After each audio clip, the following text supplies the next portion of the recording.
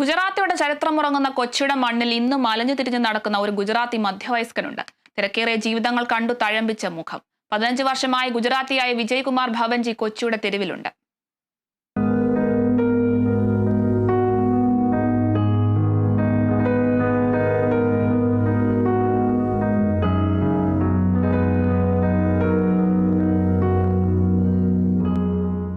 കൊച്ചി നഗരത്തിലെ ചിലർക്കെങ്കിലും ഈ മുഖം പരിചിതമായിരിക്കും.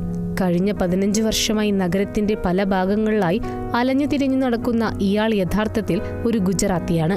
പേര് വിജയ്കുമാർ ഭവൻജി. ഒരു നേരത്തെ ഭക്ഷണത്തിനും മരുന്നിനും വേണ്ടി കഷ്ടപ്പെടുമ്പോഴും ആർക്കു മുന്നിലും തല താഴ്ത്താൻ വിജയ്കുമാർ ഒരുക്കമല്ല. എറണാകുളം ജനറൽ ആശുപത്രിയിലാണ് ഉറക്കം. എന്നാൽ ഇയാളുടെ ഭൂതകാലം അതിലേറെ കൗതുകമുണർത്തുന്നതാണ്.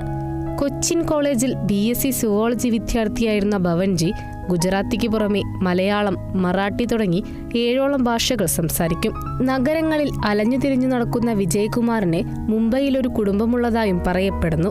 KSRTC bus stand, boat jetty, general ആശുപത്രി തുടങ്ങിയ സ്ഥലങ്ങളിലാണ് കൂടുതലായും ഭവൻജിയെ കാണാൻ സാധിക്കുക. ഇന്ന് ഭവൻജിയുടെ കുടുംബം എന്ന് പറയുന്നത് ഗുജറാത്തി സ്ട്രീറ്റിലെ ജനങ്ങളാണ്.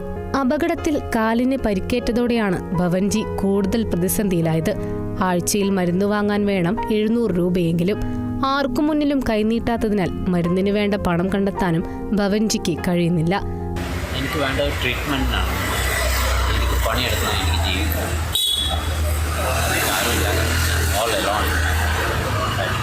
അയാൾ കമ്മ്യൂണിറ്റി വളഞ്ഞിരിക്കുകയാണ്.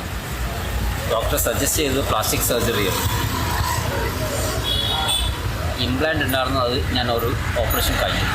അത് കഴിഞ്ഞിട്ടാണ് പ്ലാസ്റ്റിക് സർജറി ചെയ്തത്.